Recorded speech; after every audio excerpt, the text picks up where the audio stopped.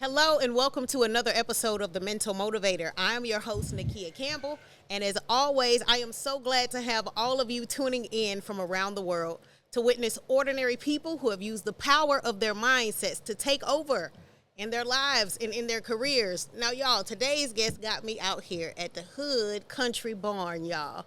He is the future of country music. And with over 5 million streams on his social media platforms, C'ing Jerome is definitely taking over in the country music industry. But not only that, his music style definitely transcends across all genres of music. Take a look at this video.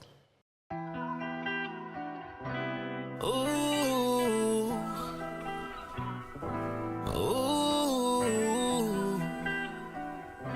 ooh, come on. Had to get the horse out of quicksand. Rifle so big, need a kickstand. At the show, no roller, just a wristband. Girl, I'm autograph, she's a big fan. Big cowboy boots, no red bottoms. Hip hop country boy, got the head bobbing. Cowgirls hit the hay, we be bed rocking. Cash in for the stallion, got the bread popping. Had to get the horse out of quicksand. Rifle so big, need a kickstand. At the show, no roller, just a wristband. Girl, I'm autograph, she's a big fan. Big cowboy boots, no red bottoms. Hip hop country boy, got the head bobbing. Cowgirls hit the hay, we be bed rocking. Cash in for the stallion, got the bread popping. So, King, you want me to address you as King today? Yeah, I'll All take right, King King. today. All right, King. So I want you to introduce yourself. I just gave you a short introduction, but I want you to introduce yourself to the world because nobody can talk about us better than we can ourselves. So let them know a little bit more about you and what this hood country lifestyle is all about. Well, I'm C'ing Jerome from Fort Worth, Texas. I am a hood country musician. I said hood country. I think it's his own genre of music. How the hood country came about, I lived in the hood, but the country was always there. I had horses and everything as I was living in the hood at the same time. So I'm from East Side, Fort Worth. You know. But that's where the hood country came about. About 13 years old, I've been pushing that for the longest. And now I embedded it into my music. Yeah. And it's opening up a light on people that's hood and country. Right. It's opened up a door for people to be more comfortable with it. So that's what I do. That's where the hood country come from. I lived in the hood all my life, and I've always had horses. I've always dealt with the countryside. With the countryside. So Always that dealt with it. hood country vibe, it wasn't just something that came about because of this barn or because of your music. You said since the age of 13, you've been living a hood country lifestyle. All my life, pretty much. Okay. Yep. So how did you get started in the music industry though? Like when did you realize like, man, I'm living in a hood country? I literally been doing music. I could say I've been into music all my life. Okay. For as choir, church choir, school choir, all the way up to high school. Okay. Now, I never wanted to do it as a career. It wasn't never nothing I wanted to do. My mom did. Right. This was her thing. Right. But later on in the years, like once I got out of school, you know what I'm saying, we got back on our feet. A bunch of people around me like, man, you need to try music. You need to try music. Right. So I started like my R&B trap thing. R&B trap. Yeah, I was on my R&B trap thing with Mo 3 style of things. And then Okay. it was so many people doing that genre. I was like, bro, I'm about to go, I could do both. I'm about to do my country thing. Right. So I made up a song about the stuff I live about, and it went. What song was that? Funky Town Lullaby. Funky Town Lullaby. That was the first hit, right? That was the first country hit. Okay. Yeah, that was the first to open up the door for me to being a country artist. I was the first put you off in there. Right. So after that, I just never stopped. And that's been like 4 years ago now. That song got dropped about 4 years ago now. And it was more so the people around me is who pushed me to go on to be an artist. Okay, so you felt like at first, I'm doing this R&B trap. Now I'm gonna try to do country, right? And I've seen that, especially in today's world, where you have someone as big as Beyonce who was doing R&B, and now she has tried to break into this country industry, and you know, definitely receiving a lot of backlash and pushback from, you know, the country artist, Yeah. country America. So for you as a black man who can definitely sing, I done heard the notes and the runs that you putting in them songs, man. I done heard it. Yeah, So you can sing. You a singer. You definitely. know, but you're making waves out here. Like I said in the introduction, over 5 million views across all social media platforms. You know what I'm saying? You've been co-signed by some big country artists out here already. You've been to Nashville, Tennessee, doing your thing, traveling around the world. So with all these things that you've been doing in the country music, you know, what is your stance on that when people say, well, you can't sing R&B and be a country star? I say it's one of my biggest sayings. My cousin, everybody knows, is everybody country different. Okay. So you can't really tell nobody what their country is. You know what I mean? So I mean that's different strokes for different folks. Different strokes for different folks. Everybody Everybody's country is different. Okay. At the end of the day. Okay. So with that being said, everybody's country is different. Tell me, what is country to you? it's all depends. My country, I race horses. I do everything that a normal country person do. We fish. Some people just grew up living in the country. Right. Some people feel that they country from listening to certain music. Right. Some people feel that they country for putting on a cowboy hat or cowboy boots and going to country clubs. And they from the city. It's all different. Right. All right, so I know what country is to you. Your country is definitely out here, working at the barn, putting in all the tough work. You explained to me you got to bleach the floors, Yeah, clean up after the keep it animals, clean. do all the things. You know, your country is definitely not just one of those ones because you put on your cowboy boots and your hat. Ah, definitely, You feel like you country. You really live in this hood country lifestyle. Every so, day. My next question that I want to ask, I want to try to figure out, like, what a day in the life of country, hood country, C'ing Jerome's country. What does a day in the lifestyle look like for you? It varies. It's so much can happen in one day. It just all depends. We could be breaking horses one day.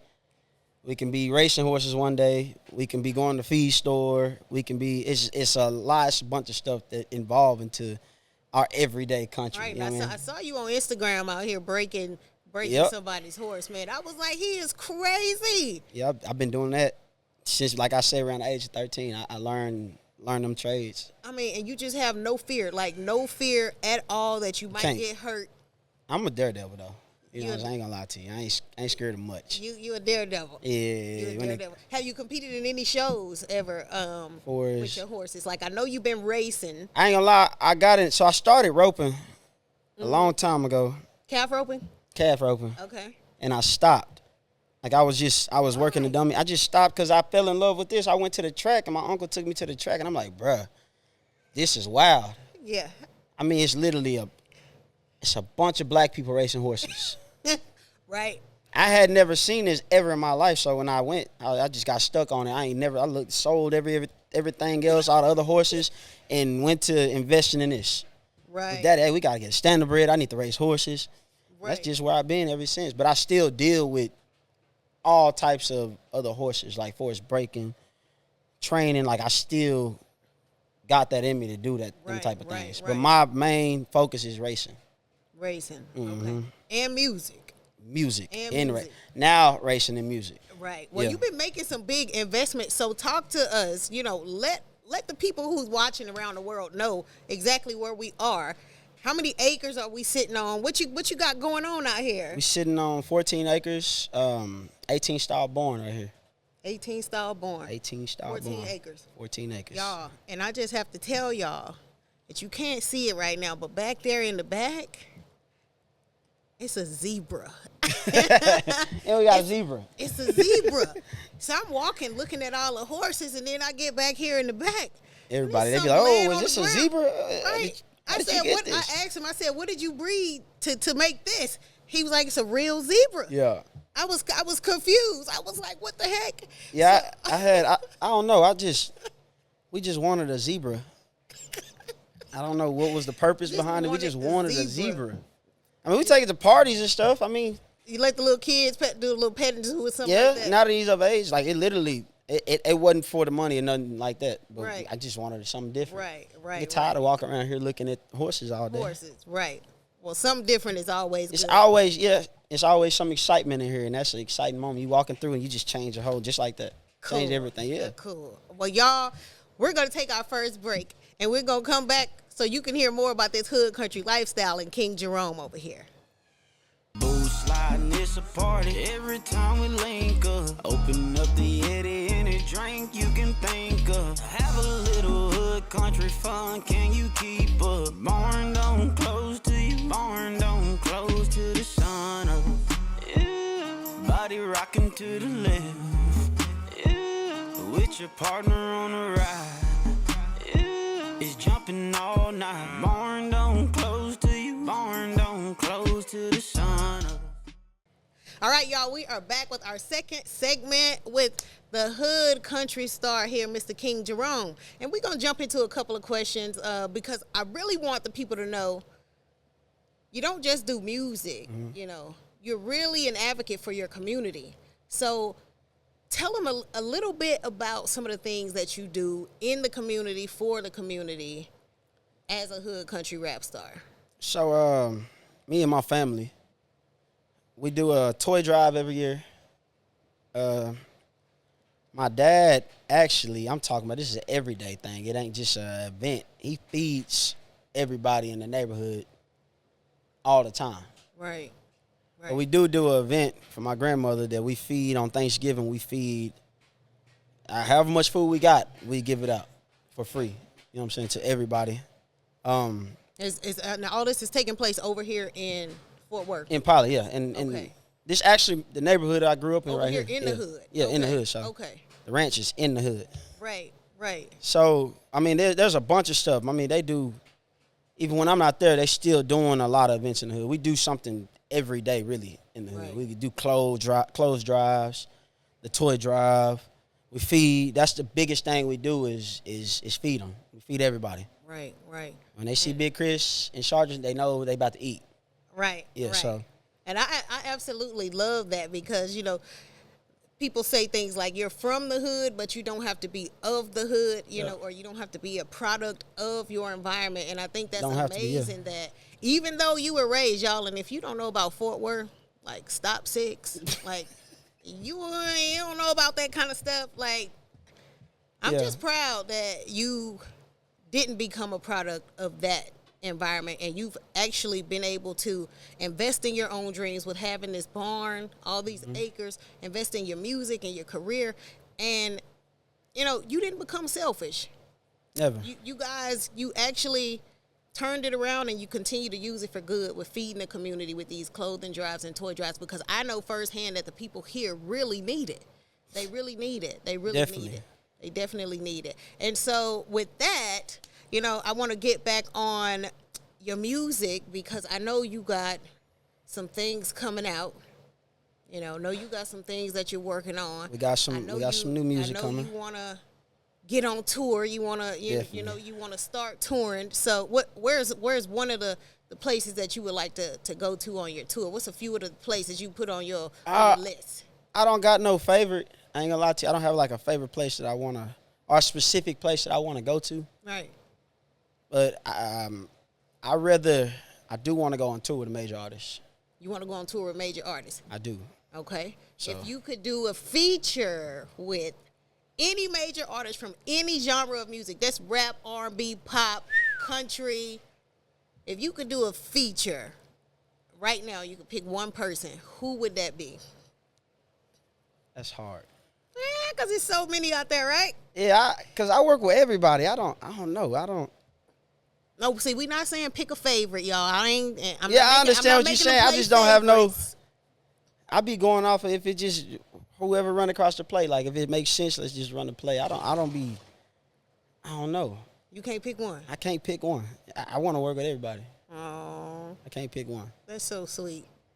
It's so sweet because I know when you get home, you're gonna be like, man, dang, that's who I should have said. I should have said this. But that's just how I be. Seriously. I mean, I didn't try it. I tell you the truth. Like I do and was gonna work with like Aldine and things like that. You know what I mean? So yeah.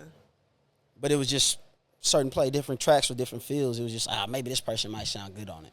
Right. But with that being said, you have your own music. So what do you feel like your style of hood country rap, what do you feel like your style of country music brings to the industry that nobody else has? Real life. Real life. It's not your love story you go make. It's not your drunken whiskey story you go make. I know a lot of the music that you hear from a lot of country artists, and it's just my input on it, don't be their real lifestyle. Oh, they say that about rappers too. You know, And that's a lot of them. A lot of people fake it till they make it. I don't. Right. I literally, everything I put in my music is something that I do every day. Right. Or an experience that I had. Right. So I just don't. I won't make music if I had to go fake it. Right. Yeah, I would literally give it up. I'm not doing nothing to go. Because once you go to faking it and people want to see it, how you go about that? Right. You can only lie for so long, Yeah, right? people gonna want to see that. I know I do. I'd be like, man, I want to see if they really. Right. Yeah, that's Right. just. And I that's can what show I'm you, saying. like, come to the barn. Come here and I'll show you. Right. Come right. spend a day with me. You'll see. Like, Right. This that's is why I what do. really I don't just sit around and make music all day and just be writing. I don't even write. I just go in there and it come off my head because it's what I do. It's in me. Okay. So you be freestyling your country music. I really do, and it's crazy. That's crazy. I never heard it. Never heard of that. I see a lot of rappers out here freestyling. I mean, that's really typically how music made nowadays. People just be writing down. Only reason I don't put it on pen and pad because I may not like that, and I beat it. Throw it away. Threw it to the side. Right. 5 heartbeats. Yeah, for real. Seriously. 5 heartbeats. I don't be liking it sometimes. I be in waste. I got a bazillion songs I was starting to write that I wouldn't write. I made a song off the top of my head, went with that, and that's the song that worked. Right. So right. I keep So that you same keeping formula. It real. I keep You it keeping it 100%. Keeping it real. That's it. Well, with keeping it real, what are some of the values that you have for yourself or, for the world of country music? Like, what is some of the values, some things about you that just never gonna change, period, no matter what the people out here are saying, no matter if the naysayers feel like a rapper can't be a country artist? Like, what are some of your hardcore values that you would never change about yourself? The lifestyle I live. That's it. I feel like it's music and it's your lifestyle. And a lot of people get into music, change their lifestyle. That's good. So I won't change my lifestyle for nothing. You can't pay me to change nothing I do. That's good. That's good. Well, y'all, on that note, we're going to take our second break so we can come back with our last and final segment. And y'all, these animals back here making up some noise, so we might need to get them some hay real quick. We'll be back. Are you ready to inspire the world with your story? Visit us at thementalmotivator.com and schedule a consultation to be our next guest. All right, y'all, we are back for our third and final segment with the man, Mr. Hood Country himself. I just love that, Hood Country, Mr. C'ing Jerome. And, y'all, I was walking up here. Y'all see, let me show y'all these boots. I wore my good boots up here today, right? But as I'm coming up here, man, I'm kicking up all this dust, all this red dirt, and I'm trying to figure out what in the heck is going on outside of here with all this red dirt. It's the red dirt business. That's the race dirt. world. It's gonna be red dirt all over here. That's what we do. We race. It's red dirt business, man. We call it red dirt business because most of the tracks we go to is red dirt. Okay. So okay.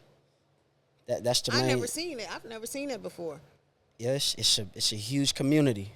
Really? It's a huge community. So these are some real race tracks. Most of the guys I saw over there in the hood was just, racing down. Yeah, we literally go. They practice on it. We practice what we practice. Yeah, so I mean, it's hood country stuff. So you know what I'm saying? It's behind the scenes. It's something that you wouldn't see like on a TV or at a Lone Star track. You know what I mean? No, this is real back road red dirt racing. Right. So you guys actually have to lay out all this red dirt. There is rules and everything. No, the dirt is there. These tracks, they've been there for years. Right. This go way back. It's years and years. Like we just another generation of it. It's generations of this red dirt business.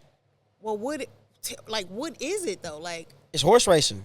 horse racing. So we take standard bred horses from typically up north, wherever the track they come from, or some people breed them up. We take these standardbred horses, and they come from the buggies, which a lot of people know them as buggy horses, pacing horses.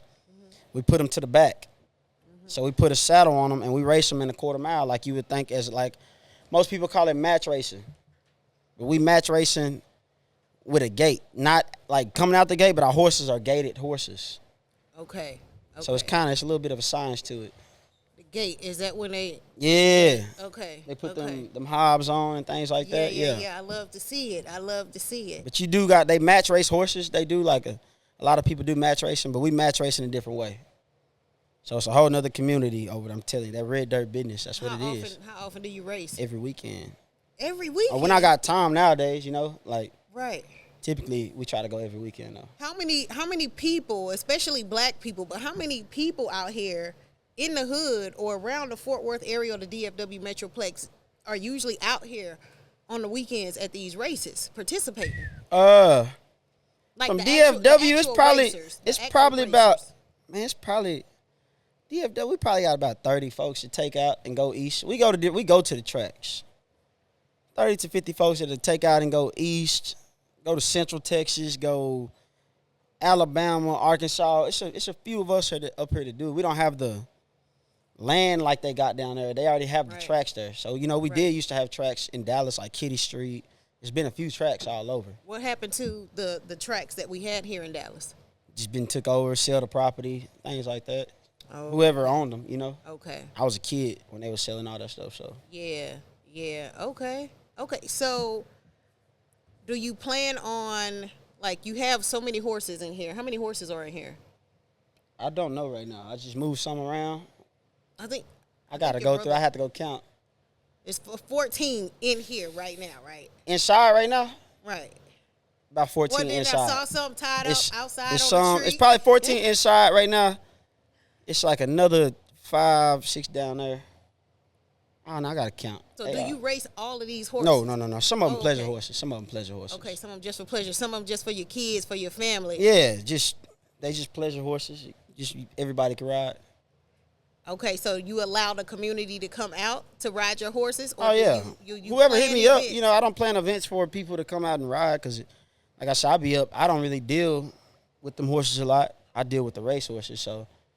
But when people do, I do have people hit me up every blue moon, be like, can I come ride? How much you charge? I'm not going to charge you. Just come ride. All right, y'all. So if you down here in the DFW area, want to ride some horses. Y'all heard what Mr. Hood Country just said. Hit him up on Instagram. A little bit later, he going to leave y'all his information. Come on. So y'all can figure out how to reach him. Well, King, I want to tell you the purpose of this show that you're sitting on today, the Mental Motivator. And the purpose of this show is to inspire the world and empower the people who are watching you right now to overcome the obstacles that they may have in life. Because I know for a man who is from the hood, especially Fort Worth,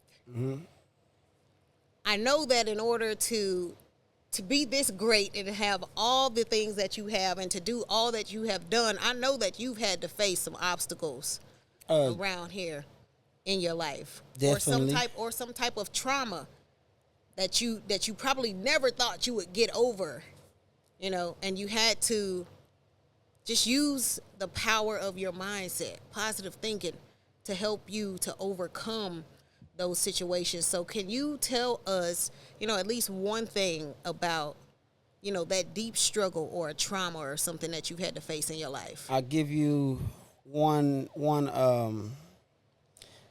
situation. So we stayed in Mansfield, right? Okay. Mama wanted to leave from the hood, get the kids out the hood. You know the story. Get the kids out of the hood, go to Mansfield. And we was in Mansfield probably 5, 6 years. But we never left from the hood. Right. Parents owned a restaurant, actually right on Vaughn, called Poly Grill, pretty known restaurant. Okay. In the midst of us living our best life, right? Right. Kids was living their best life. You got the parents still trying to make it happen. Right. So we end up losing everything out there. I come home from school, if I ain't mistaken, and everything was pulled out the house on the yard. Wow. Eviction. Yeah, we got evicted. We lost it all, you know what I'm saying, right there. Wow. trying to figure out where we was gonna go next, and I just said forget school and everything, and got on my grind. Music wasn't never a thought then, though. You know what I mean? But that's what fueled the fire now. Right. I ain't never we ain't taking no more L's like that. You know what I mean? So right. That is a huge situation that does impact my career. Right. So homelessness, you as a kid, you went to school one day and came back and everything that y'all owned was outside, was thrown outside. Yeah, and mama still made sure we made it to school. My auntie, we ended up going to stay with my aunt for about a couple months. And eventually, we always they owned this house. They got this house out here in Poly when they were kids, like when they were young. So they did a good deed by buying them a house, but they wanted to move to something big and better. Right. So we still had that house. My granny was actually staying there. We still had that house at the end of everything. But it happened like it happened, so we kind of was in a bind like, dang. It wasn't no time to go set up and be like, all right, we going to move everything here. No, Mexicans came, pulled everything out, threw our stuff all in one bag, threw it over there. Get out of your house. Right. So we ended up moving with my aunt for a while. Got a little bit, got everything together, was going to school, I had to graduate, blah, blah. Then we end up moving back to the childhood home. Right. Everything else took a 360. You know what I mean? Everything that was, all the negativity just kind of jumped out the way. Right. You say you quit school and got on your grind. No. I had to finish school. You had to finish because your mama wasn't mama ain't that. having that. No, Mama, you got to go do that. Nobody. Nah, that's why I was saying she still made sure we made it to school regardless. Like, amongst everything that was happening. That was in your head, like, man, forget school. Well, no, I didn't go to college. Okay. I just turned down. I said that's not a requirement. I don't look. I was just saying, 'cause I was going 5 times. Yeah. And let me tell you, you do not.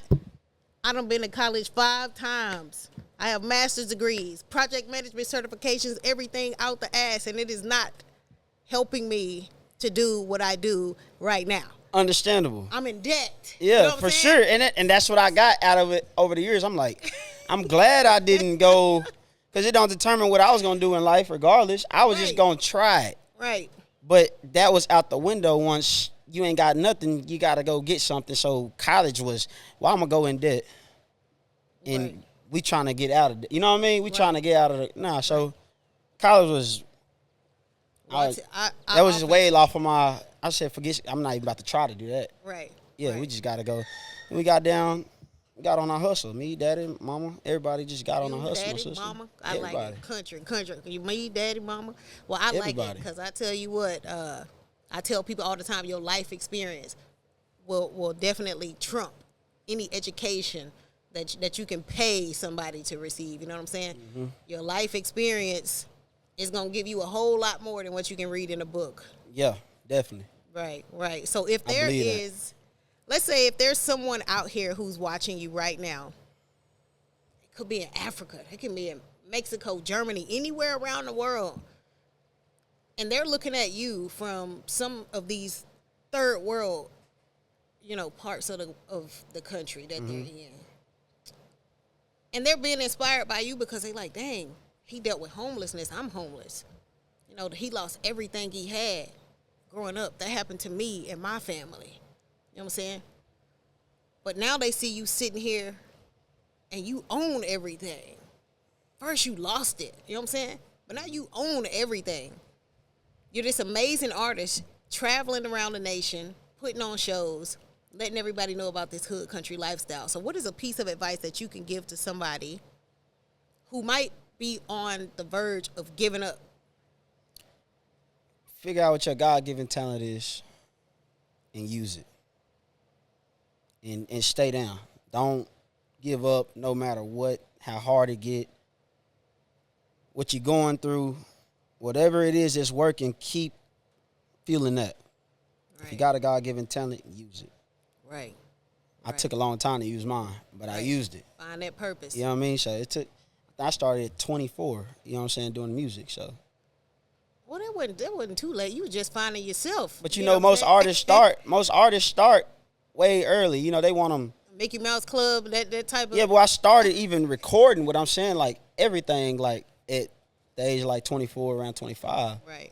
I'm 27 now. Now I'm seeing the deals. Like I've always seen deals and stuff coming. Right. But now I'm just now getting into it. You've You know, signed plenty deals, right? You've signed. I've had plenty one. deals. I've had one deal. I've had a lot of deals on my table Okay. Yeah. since I've started. Right. Definitely, but I've took one deal. Okay. You know, so and The one that made sense. I got some other ones pending. Took the one that made sense. Well, y'all. I took one to try. I took one to go try. I'm good. I'm big. I take chances. You trying to get the experience. Yeah. Okay. Not lose everything at the same time. So Right. Well, y'all gonna hear why C'ing Jerome has so many deals on his table, and he's only accepted one. Because at the end of this show, after he lets everybody knows how you can reach him, how you can find him, how you can stream his music, follow him on social media, he's gonna come back and give an amazing performance of his hit single for you guys. So with that being said, let everybody know how they can follow you on your social media platforms, where they can stream your music. If you have a website, let them all know. So we do have a website. Everything under C'ing Jerome. All social media websites. Social medias be spelled CINGJERME without the apostrophe. So type that in through Google. Wherever it's all gonna come out. Everything you need to find out. So that'll be it. Okay, so on social media and the website, it's Social media C'ing is with a C. with a C. C'ing with a C.